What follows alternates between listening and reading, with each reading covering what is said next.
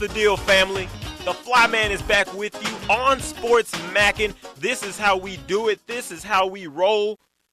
Learning how to be a successful young brother or a young sister in a white man's society through the eyes of sports. And in the past few podcasts, that's what we've done. That's how we've broken things down. And we're always going to continue to do it that way.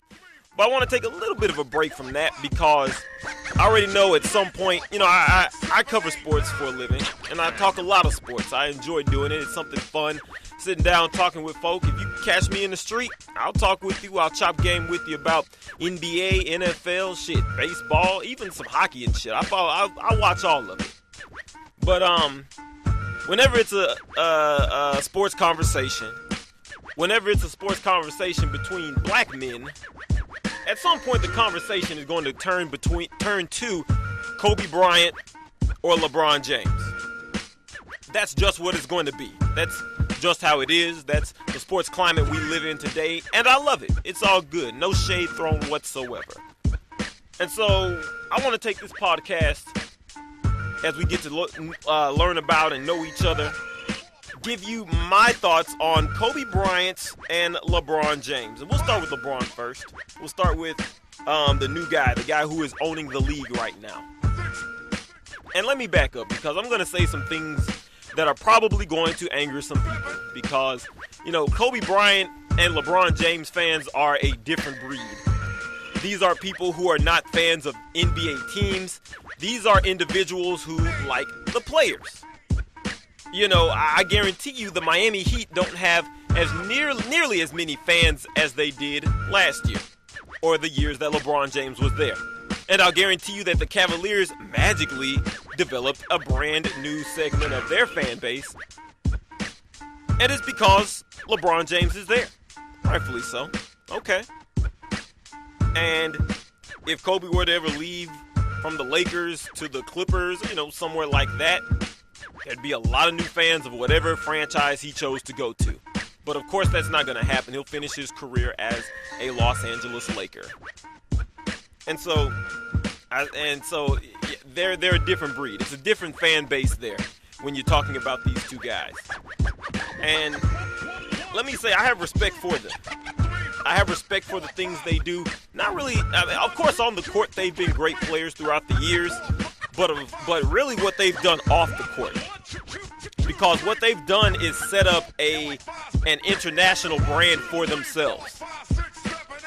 They have set it up so they're not dependent on just the NBA, on whatever happens there.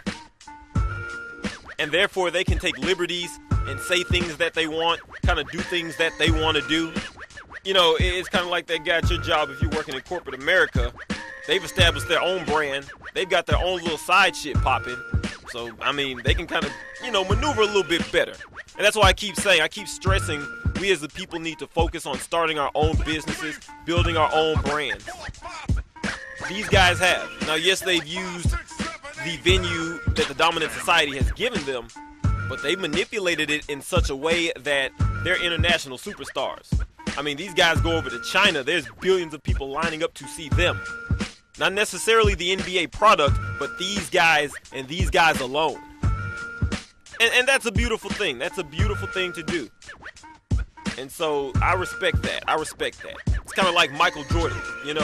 Everyone's called him a jerk and all of these things, but hell, he basically owns half of Nike because he's built his own brand. He's built it up. And that's what Kobe and LeBron have done. And so, looking at it from a business perspective, I respect those guys. And so with that being said, let me break down LeBron James first. There's always going to be the comparisons to Michael Jordan and all these other people, Magic Johnson, whatever, what have you. I can't compare him to that. I can't say that he's ever going to be the greatest. I can't say that right now. Unless he wins about 8 rings, I can't say that he is the greatest. In my mind, he's not better than Kobe when it's all said and done, and he's not better than Jordan. Now, of course, this is all contingent on the rings he has now. If he goes on and wins 8, this opinion will change. But this is where I stand on LeBron James right now. He has never, and let me back up. The thing when people are talking about LeBron James, no one really talks about this point that I'm about to give you. He has never played in the toughest conference the NBA has had to offer. You look at Michael Jordan, he played in the Eastern Conference back in the 90s. That motherfucker was tough. You had the Knicks, you had Reggie Miller and the Pacers, you had, even Larry Johnson with the Hornets could give you a run. You know, he played in a very, very tough conference. And he had to bring it every night. LeBron James, he's in the Eastern Conference now. You know, around the time LeBron came in, around the time Michael Jordan retired, that's when the Eastern Conference became the JV League. I kind of point to that around 99, 2000, 2001, kind of when the Knicks were playing the Spurs, Nets and Spurs, kind of around there is when the decline of the Eastern Conference started. You know, these teams started hiring these general managers and basketball czars and executives who ran these teams into the ground with their idiotic, boneheaded decisions year in and year out. And so that was the Eastern Conference climate that LeBron James entered into. You know, when he was first with the Cleveland Cavaliers. And so because of that, I can't really give my nod to LeBron because he has not played in the toughest conference in basketball. And so he doesn't have to bring it like Michael Jordan did every night. I mean, yeah, he's got some tough games against the Bulls and, you know, the Clippers. They'll show that shit on TNT, ESPN. Those are the good games. But that's once or twice a week. The other 3 times during the week, you know, 2 to 3 times, he's playing the Magic, where he could take a night off. He's playing what the Bobcats were a few years ago, before they became the Hornets now. He could take a night off. You know, the Sixers. I mean, I could go on and on about it. The Celtics. And so, with these direct teams, he can kind of take a night off or two. And so, that's why I can't really give the nod to LeBron as the greatest ever. And now, with that being said, I think it's time to stop comparing him to all these people. Because the facts I just gave you, you're probably listening, if you're a LeBron fan, saying, fuck you, fly man, fuck you. LeBron's this, LeBron's that. And you're saying that because you think I'm shitting on him. And I'm not shitting on LeBron at all. I'm just breaking down what I think of him. That's my opinion on LeBron James and his legacy. You know? That's how I feel about him. But that doesn't take away from the fact that he is the greatest player right now. He's a fun player to watch. I like watching him play night in and night out. Because when he's on it, he's on it. And so I say that to say, let's stop comparing. Stop all that bullshit. And just enjoy him for what he is. You know, no one really compared Michael Jordan to anybody or anything like that. We just enjoyed the moment. We enjoyed him for what he was.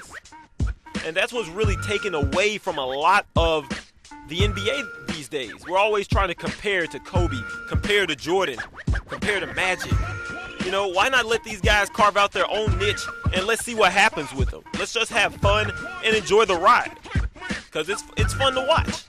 I don't know why we can't do that. I don't know why there has to be this legacy thing all the time. Let them have fun. Let's watch and enjoy.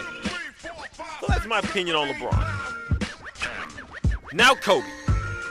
Kobe. He's always a lightning rod for controversy. He's always making noise. It's always something, it seems, with the face of the Los Angeles Lakers.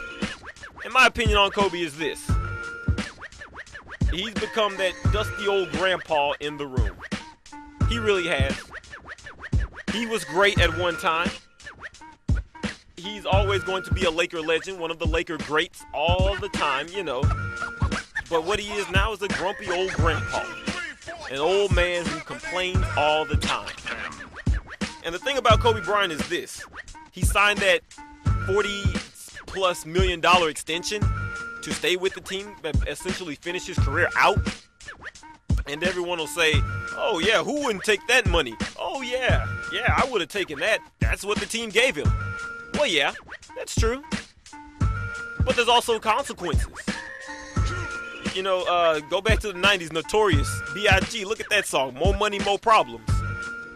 So yeah, Kobe's making more money, but now the problem is it's a salary cap league. Who can you sign? Who can you sign, to go and play alongside Kobe? That's why you've got Jeremy Lin as his point guard. You know what I'm saying? That's why Jeremy Lin is there being the point guard, because, hell, who else can they sign? That's why Carlos Boozer, whose best years are way behind him, is there as a key contributor, as a key piece for Los Angeles. That's the problem. That's the problem with the Lakers right now. Kobe signed all this money, but now, you can't complain when they can't sign any players. This is what you signed up for, Kobe. And you can see it. You can see him sitting on the bench, when the season started against the Rockets on, last Tuesday. He had that look that said, damn, what the fuck did I sign up for? You know what I mean? And so that's really my opinion on Kobe. And a lot of the problems are the Lakers front office. Yes, I think they should have kept Kendall Marshall. The junior Jerry Buss, I can't think of his name right now. He's running the show. He's gonna be one of those Eastern Conference like executives I talked about a few minutes ago that just run proud franchises into the ground. He's that guy right now. So it's not all Kobe, but Kobe isn't blameless. And so, those are my opinions on both of those guys. As Kobe fades, LeBron rises, all that stuff. That's how I feel about those two. But right now, they're the faces of the league. It's going to be a fun season. And so I just say, fuck it.